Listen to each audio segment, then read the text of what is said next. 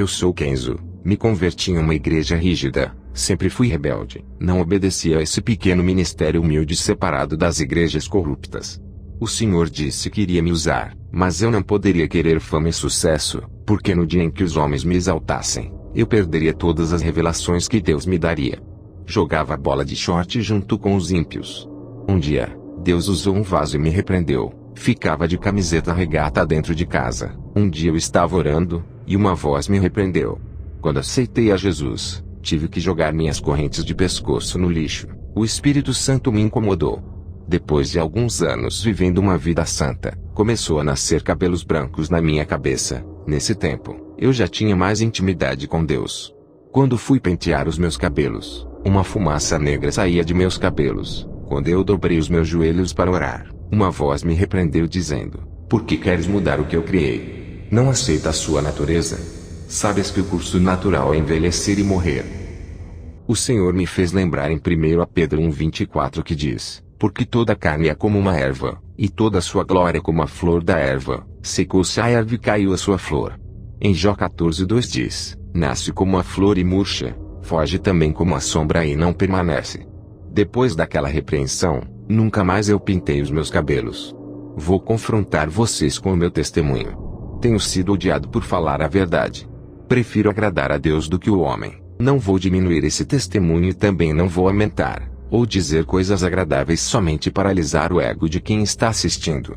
Quero confrontar os pecados ocultos e denunciar as falsas lideranças.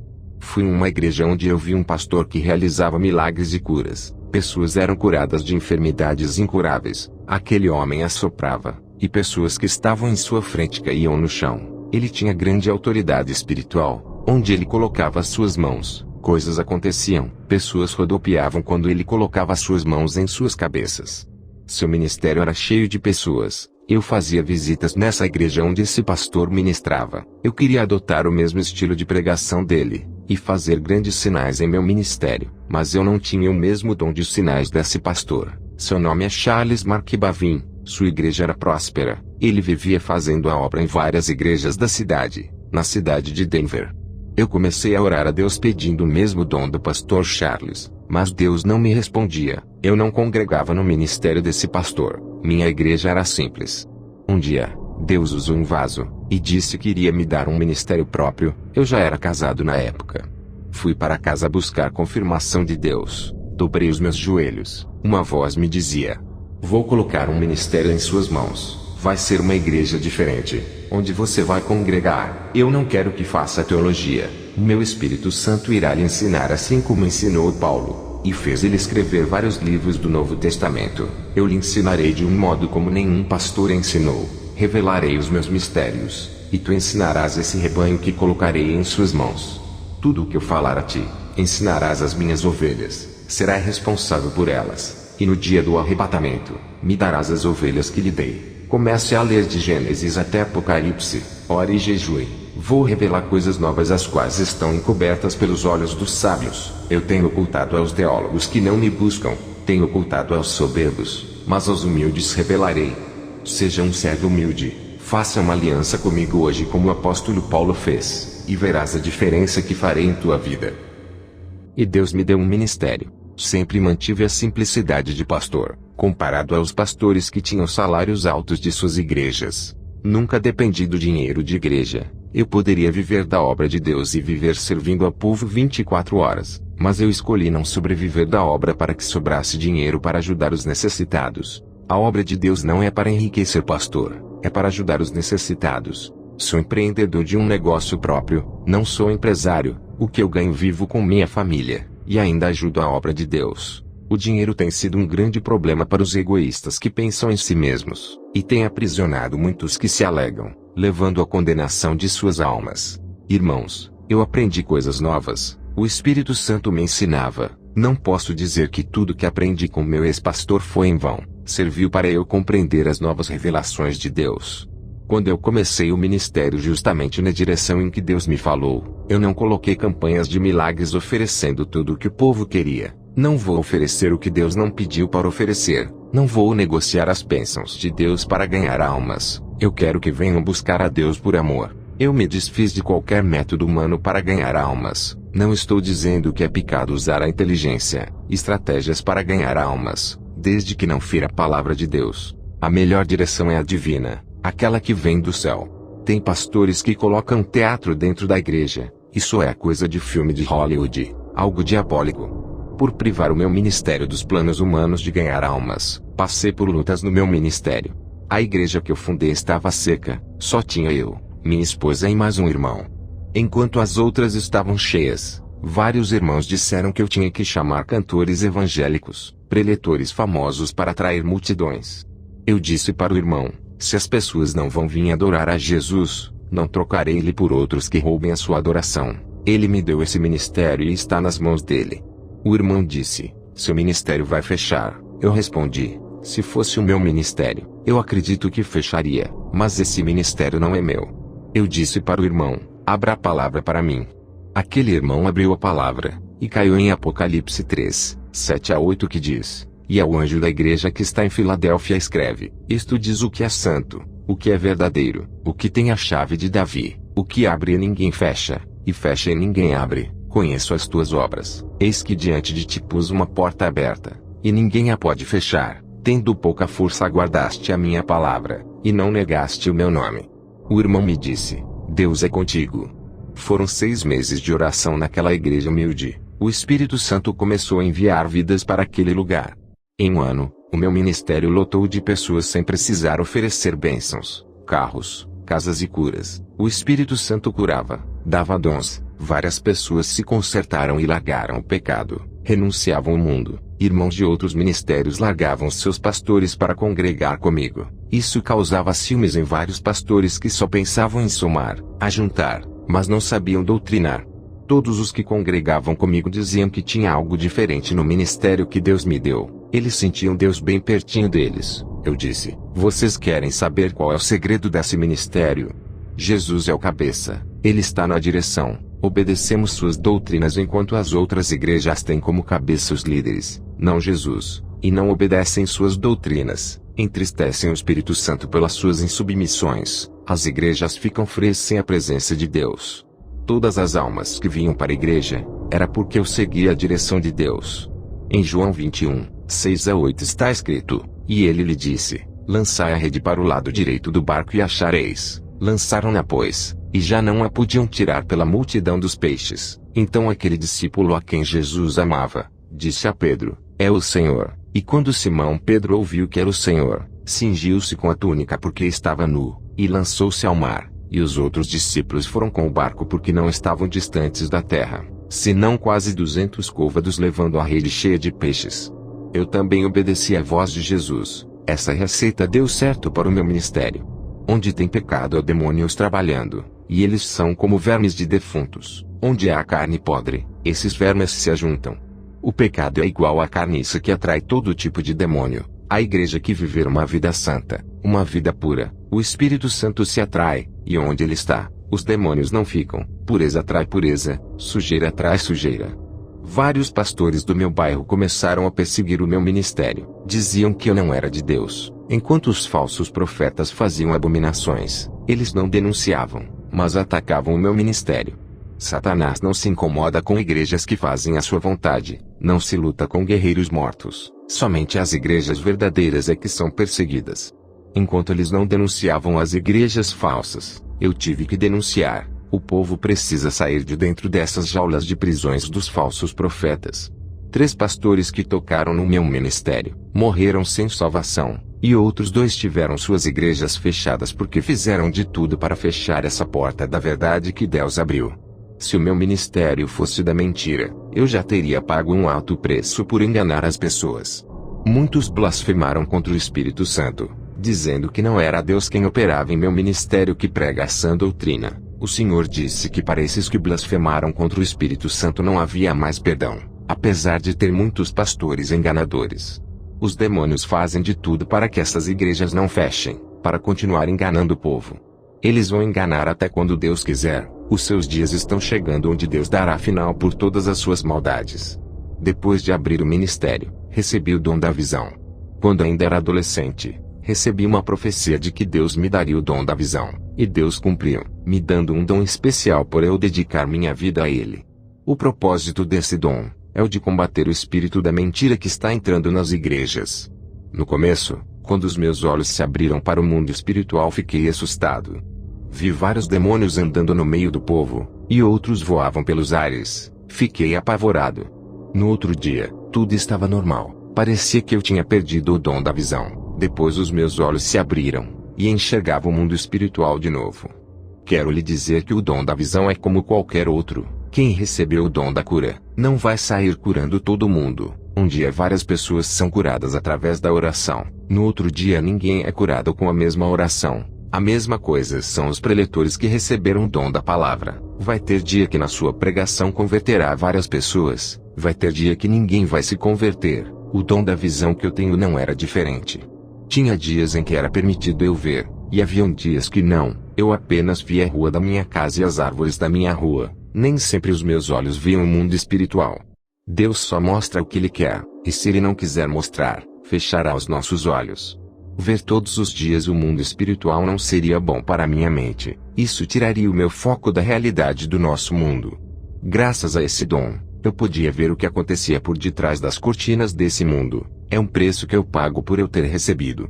Os demônios não querem ser vistos, eles querem trabalhar em ocultos sem ninguém saber, e quando alguém revela as suas estratégias, eles usam pessoas para lhe atacar. Os anjos são mais vistos dentro das igrejas, lá eles fazem os seus trabalhos, eles não ficam andando pela cidade igual aos demônios. Fui nas campanhas do pastor Charles, ele estava com um carro novo. Tinha ficado bem de vida com o ganho de seu ministério, seus dons de sinais aumentaram. Ele estava com planos de colocar suas programações na televisão, já que tinha uma programação na rádio. Ele pensava em dar um salto e ficar conhecido nacionalmente. Fazia tempo que eu não fazia visita no seu ministério. Ele foi o homem que me inspirou. Eu fui lá buscar uma resposta de Deus. De tanto eu orar, o Senhor me respondeu no meu quarto dizendo: servo, por que tu queres o mesmo dom desse pastor? Esse dom eu não posso lhe dar. Eu fiquei triste com a resposta de Deus. Fazia tempo que eu orava pedindo esse dom do pastor Charles. Um dia, o Senhor me tocou para eu ir no culto do pastor Charles. Ao chegar lá, me assentei para ouvir uma de suas ministrações. Algo começou a acontecer naquele momento. Minha visão espiritual se abriu, e eu pude ver um demônio por detrás do pastor Charles. Tudo o que o demônio falava, o pastor repetia. Eu vi uma marca de um número 666 na testa desse pastor. Ele estava sendo controlado por aquele espírito maligno. O demônio exercia grande controle mental sobre a sua mente. Aquela marca na testa fazia o pastor pregar o que o demônio queria. Quando o pastor Charles levantava suas mãos em direção às pessoas que estavam assentadas, pude ver que na palma de sua mão dentro da pele tinha uma estrela de metal invertida. Eu não sei de que metal era. Pude ver que daquela estrela saíam uns feixes de laser que irradiavam em todas as pessoas. Muitas eram curadas, demônios saíam. Orei a Deus em espírito, pedi para Ele me revelar o que estava acontecendo nesse culto. O Senhor me disse: servo, entende o porquê eu não posso lhe dar os mesmos dons que esse pastor tem. Ele não fez aliança comigo, ele fez aliança com outro Deus para lhe dar esses dons. Ele me aceitou, mas não quis viver uma vida santa, preferiu viver no luxo satisfazendo os desejos da carne. Ele não quis pagar o preço na oração para eu lhe dar os dons, preferiu o caminho mais fácil para obter esses dons e todo o conforto que ele quis. Eu estou dando chance para ele se arrepender e voltar para o caminho da luz. Se ele se voltar para mim, darei os meus dons para ele e tirarei esses dons do engano. Eu disse: Senhor, ele expulsa legiões de demônios. O Senhor disse: servo, não se deixe enganar. Somente quem tem o meu Espírito Santo pode expulsar demônios, pois a luz subjuga as trevas. Aonde houver trevas, a luz chega e ilumina tudo. Um pastor que tem demônio não pode expulsar outro demônio, pois ambos estão em trevas, o pastor e a pessoa que tem demônio. Lembra da minha palavra que eu disse quando estive na terra? Mas os fariseus, ouvindo isto, diziam: este não expulsa os demônios senão por Beelzebu, príncipe dos demônios. Jesus, porém, conhecendo os seus pensamentos, disse-lhes: todo reino dividido contra si mesmo é devastado, e toda cidade ou casa dividida contra si mesma não subsistirá. E se Satanás expulsa Satanás, está dividido contra si mesmo, como subsistirá, pois, o seu reino? Mateus 12, 24 a 26.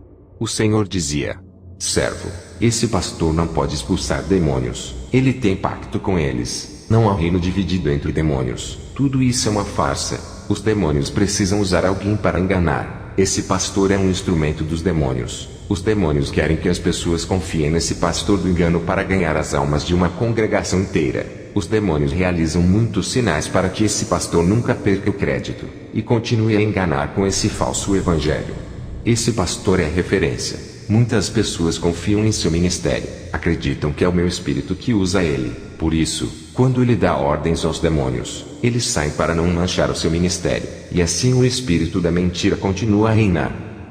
Quando a voz do Senhor falou, eu fitei os meus olhos no pastor Charles. Ele desceu do púlpito e colocou sua mão onde foi introduzida essa estrela invertida no estômago de uma mulher. Ele revelava que aquela mulher tinha câncer. Ele expulsava o câncer, via aquele câncer sair como uma bola e entrava dentro da mão do pastor. Parecia que aquela estrela que estava introduzida dentro da sua mão tinha um imã que puxava. Depois, ele colocava sua mão para orar por um homem. Aquela bola saía de sua mão e entrava dentro daquele homem enquanto aquela mulher era curada. O homem ficava com o câncer dela.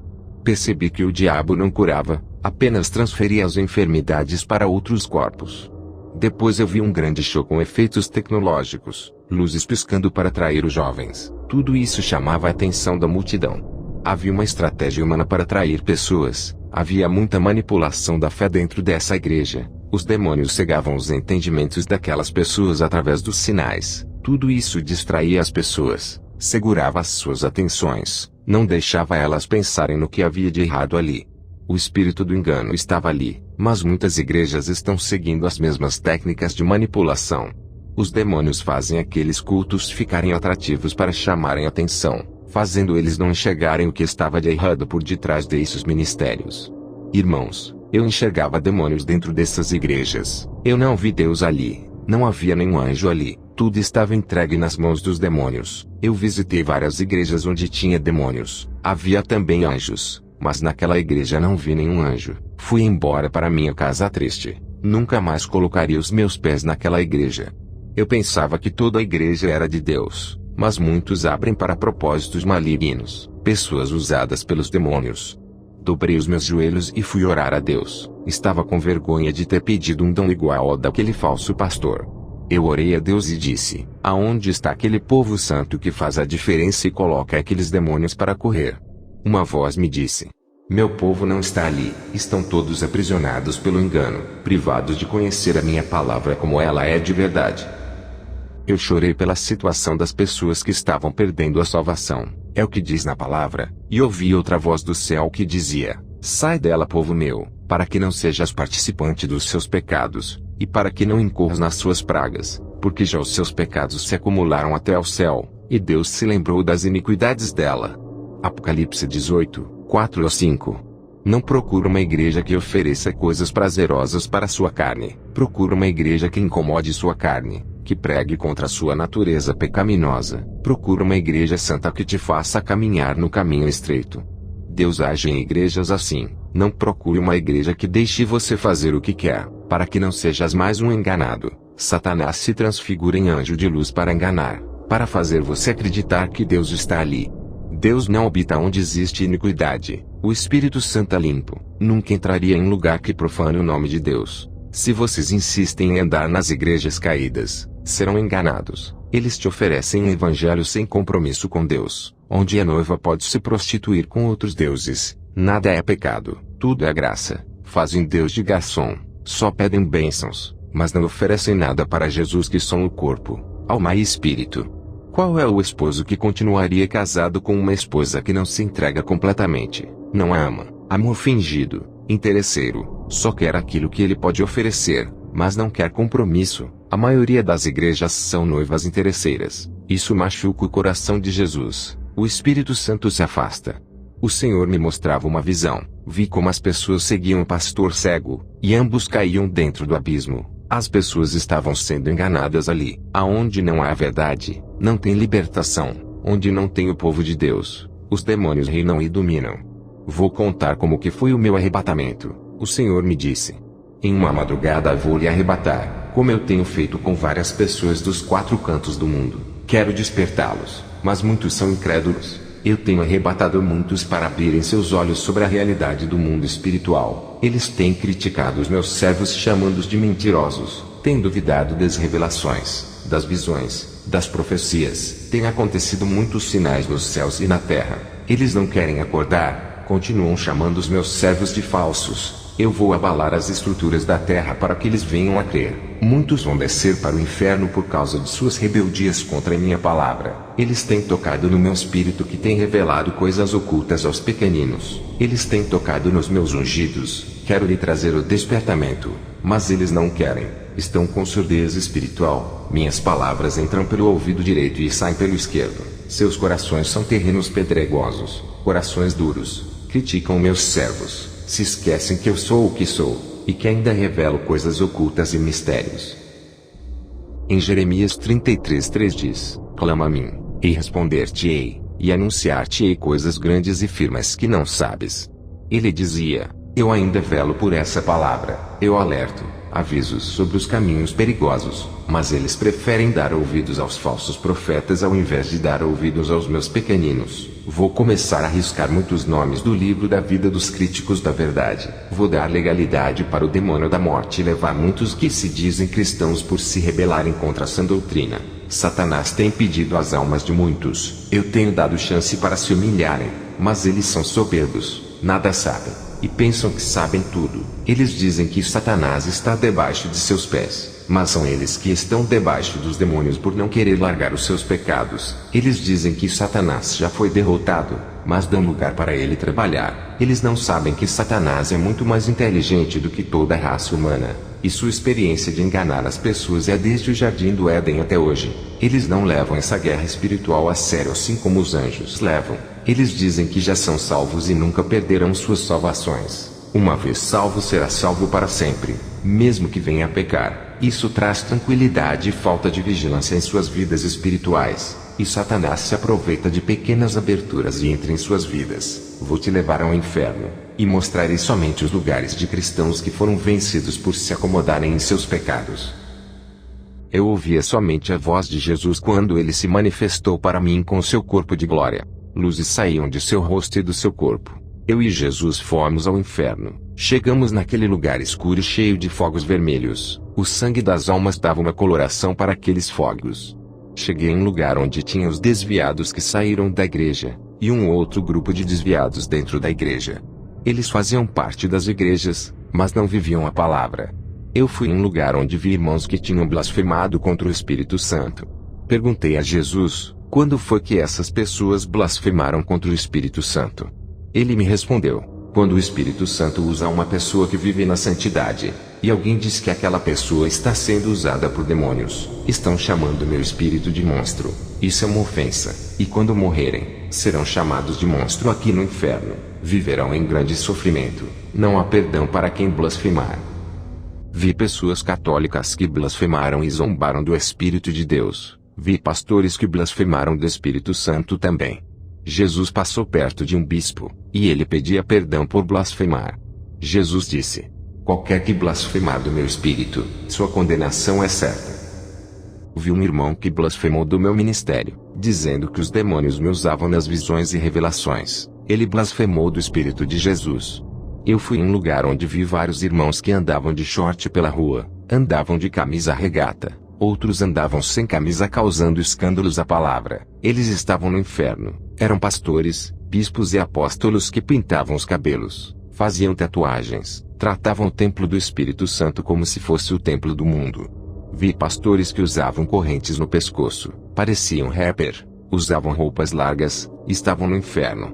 Uma irmã de salto alto pedia perdão e chorava. Essa irmã tinha um espírito de sedução, andava rebolando de salto alto. Pastores e bispos que tinham mais de 2 casamentos e estavam casando pela 3ª vez, banalizavam o matrimônio sagrado que Deus deixou, fazendo escândalos no meio evangélico. Eram crentes carnais que se divorciavam para se casarem quantas vezes quisessem, morreram sem pedir perdão pelos seus pecados e estavam no inferno. Em Marcos 10, 7-8 diz: por isso deixará o homem a seu pai e a sua mãe, e unir-se-á à sua mulher, e serão os dois uma só carne. E assim já não serão 2, mas uma só carne. Em Marcos 10:9 diz: portanto, o que Deus ajuntou não separe o homem. Fui em uma galeria no inferno, onde eu vi revistas da Sentinela, vi livros evangélicos com falsas doutrinas, livros espíritas e livros de magias, livros de doutrinas de demônios, livro escolar de filosofia. Todos esses livros ensinam ao contrário da palavra de Deus, dizendo que o homem veio do macaco, que o universo se criou sozinho, negando a existência de Deus. Isso está nos livros de educação como os de ciências, história, entre outros. Tudo para controlar as mentes igual a do pastor Charles, que tinha uma marca espiritual em sua testa. 1 Timóteo 4, 1-2 diz: mas o Espírito expressamente diz que nos últimos tempos apostatarão alguns da fé, dando ouvidos a espíritos enganadores, e a doutrinas de demônios, pela hipocrisia de homens que falam mentiras, tendo cauterizado a sua própria consciência. Satanás tem entrado dentro da teologia para cegar o entendimento. Em 2 Coríntios 4:4 diz: nos quais, o Deus desse século cegou os entendimentos dos incrédulos, para que eles não resplandeçam a luz do Evangelho da glória de Cristo, que é a imagem de Deus. Eu leio só a Bíblia, e o Espírito Santo me ensina. E demais disto, filho meu, atenta, não há limites para fazer livros, e o muito estudar é enfado da carne. De tudo o que se tem ouvido, o fim é: teme a Deus e guarda os seus mandamentos, porque isto é o dever de todo homem. Eclesiastes 12, 12-13. Livros de teologia cheios de ideologias humanas não acrescentam nada de santidade. Vê gibis de desenhos, gibis do Batman, Super-Homem, Homem-Aranha e outros. Vi variedades de gibis consagrados para entrar nas mentes das crianças, mudarem suas atitudes, fazerem elas não respeitarem os pais, virarem lésbicas, homossexuais, ficarem violentas, irem para o mundo do crime, dos vícios. Tinha conteúdos pornográficos infantil.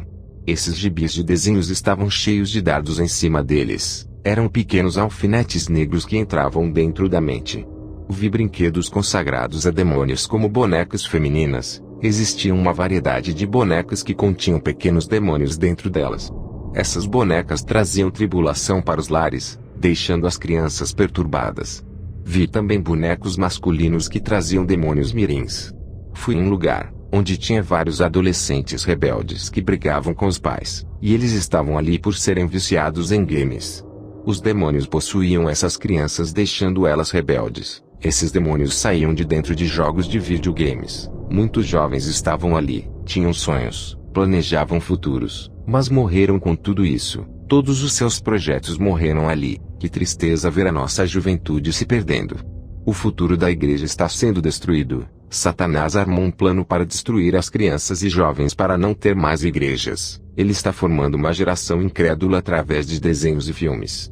Essa geração adorará o anticristo. Eu vi todo o seu plano no inferno. O Senhor Jesus disse: conte tudo o que viu, mas aqueles que não acreditarem no seu testemunho serão os joios. Eu cobrarei desses, e lançarei os joios que lhe perseguirem no fogo. Eu arrebato os meus servos por amor. Eu não quero ver ninguém no inferno. Eu choro por cada alma que desce a esse lugar.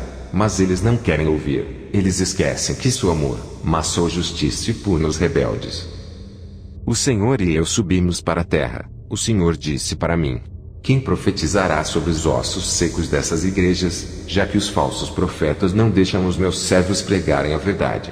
Eles dizem que não largam o pecado porque o Espírito Santo não testificou em seus espíritos. Mas o Espírito Santo não pode testificar em espíritos mortos. Eles estão afastados de mim, longe de meus caminhos, não ouvem a minha voz, não sentem o meu espírito que está tão perto deles. Eles perderam as sensibilidades espirituais. 90% dessas igrejas não subirão, apenas 10% vão subir. Em Levítico 27:30 diz: também todas as dizimas do campo, da semente do campo, do fruto das árvores são do Senhor, santas são ao Senhor. Essas foram as suas últimas palavras. O Senhor me deixou em meu quarto onde meu corpo estava. No dia seguinte, contei na igreja onde pastoreio. Depois dessas revelações eu fiquei muito rígido, porque Satanás não brinca. O Senhor Jesus não está feliz com a situação das igrejas. Estão mortas na sua maioria. Depois eu tive uma visão. Vi vários altares quebrados. Eram poucos que estavam de pé. A maioria estavam em ruínas. O Espírito Santo me disse: o noivo não buscou a noiva ainda porque são poucas as que estão preparadas. Ele quer mais colheitas de almas. É preciso os altares serem restaurados, serem levantadas essas ruínas, para que o número de noivas aumentem.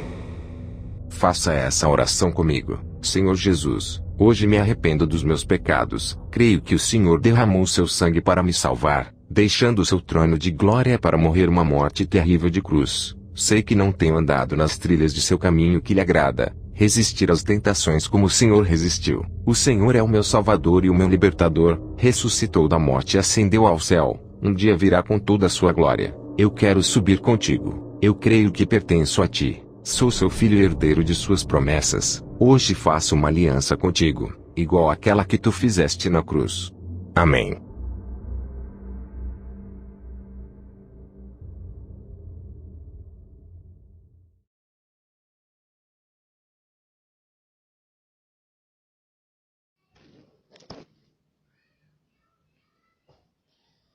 Eu me chamo Ronald Muzona.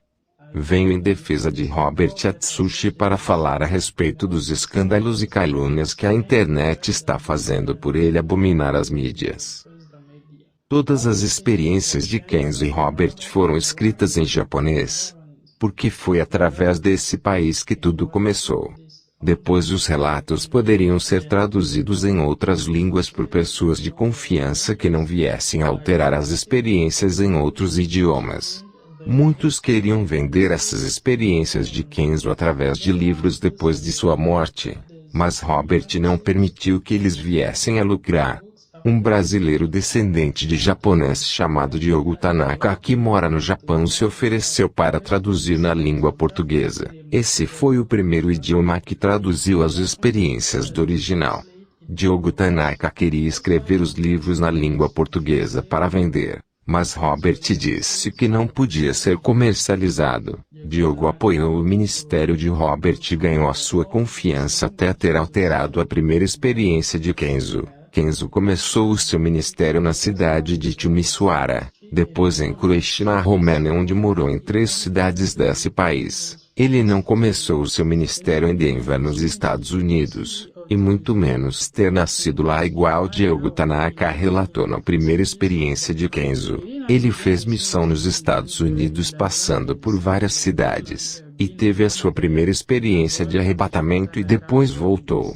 No segundo arrebatamento que ele teve ao voltar nesse país, ele tinha voltado a fazer missão em outras cidades americanas em lugares pobres. Depois de retornar ao seu lar, ele perdeu a esposa que foi embora e a sua casa foi destruída. Kenzo nunca falou em seu testemunho que nasceu em Denver, e nem Diogo afirmou isso quando traduziu. Apenas colocou que ele morava em Denver. Diogo alterou a cidade tirando as originais e colocou outra cidade, mas as visões ele não alterou quando as traduziu. Foi nos Estados Unidos que Kenzo conheceu Michael Watson e a sua irmã Kimberly, que foram impactados pelo seu ministério viajando para morarem perto do pastor se tornando seus membros. Depois da morte de Kenzo, eles ainda ficaram um tempo morando na Romênia que foi o primeiro país que Kenzo fez missão. Eles tinham esperança que mesmo depois da morte de Kenzo, a doutrina da igreja permaneceria, mas não conseguiram convencer a nova liderança, e retornaram aos Estados Unidos. O pastor Robert não está em Debrecen nesse momento, está percorrendo os países da Ásia fazendo a missão. Kenzo não é americano, ele é japonês, e nem Robert é americano. Mas ele gostava de fazer a missão levando o seu filho Robert quando ainda era criança junto com ele ao lado da sua esposa percorrendo várias cidades americanas. Quando ele envelheceu junto com a sua esposa, ele não levou mais ela por causa da idade avançada, e o seu filho havia se desviado. As visões de todas as experiências de Kenzo não foram alteradas, mas apenas o nome da cidade. Diogo Tanaka fez isso porque Robert não deixou ele escrever o livro na língua portuguesa para obter lucros. Robert só vai se pronunciar na internet se Deus permitir. Ele não vai desobedecer a Deus para obedecer ao querer do homem que deseja sua promoção através da internet. Eu também faço a obra de missão, e nesse momento eu estou longe do meu país. Fiquem na paz de Jesus. Amém.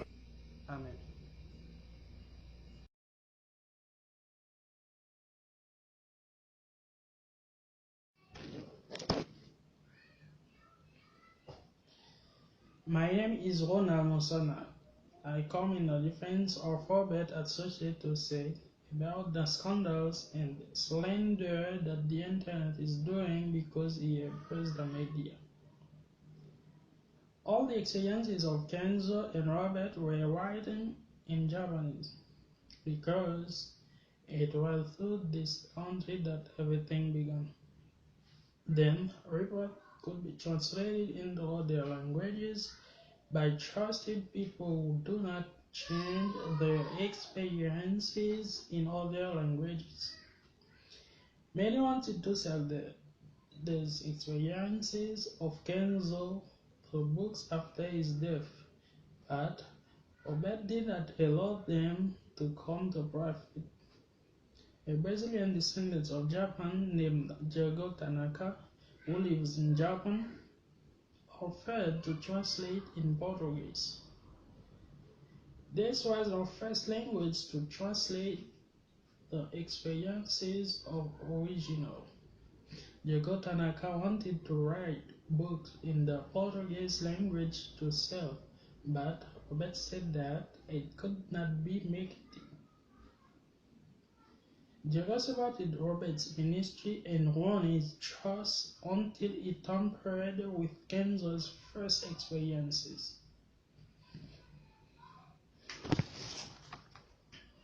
Kenzo began his ministry in the city of Timisoara, then includes in Romania, where he lived in 3 cities of that country. He did not begin his ministry in Denver in the United States, let alone have been born there, as well as Diego Tanaka reported his Kenzo first experience. He made a mission in the United States, going through various cities, and had the first experience of rupture and then returning. In the second ravage, he had upon returning in that country, he had returned to the mission in other American cities, poor places. After returning to his home, he lost his wife, who was gone, and his house was destroyed. Kenzo never spoke in his testimony that he was born in Denver. Nor did Diego say that when he translated, he just stated that he lived in Denver. Diego altered the city by taking the original and placing another city. But the visions he did not change when he translated. Was in the United States that Kenzo met Michael Watson and his sister Kimberly, who were impacted by their ministry traveling to near the pastor making their members. After Kenzo's death, they still spent some time living in Romania. That was the first country that Kenzo did mission to. They hoped that even after Kenzo's death, church doctrine would remain, but they failed to convince the new leadership and returned to the United States. Pastor Robert is not in the Branson at this time. He is traveling the countries of Asia doing mission. Kenzo is not American. He is Japanese. Not even Robert is American, but he enjoyed doing the mission, taking his son Robert as a child along with him. Alongside his wife touring several American cities. When he grew up along with his wife, he did not take her because of old age, and his son had gone astray. The visions of all Kenzo experiences were not changed, just the name of the city. Diego Tanaka did this because Robert did not let him write a book in Portuguese to make a profit. Robert will only pronounce on the internet if God allows. He will not disobey God to obey the will of the man who wishes him promotion on the internet. I also do the work of mission, and at the moment I am far from my country. Stay in the peace of Jesus. Amen.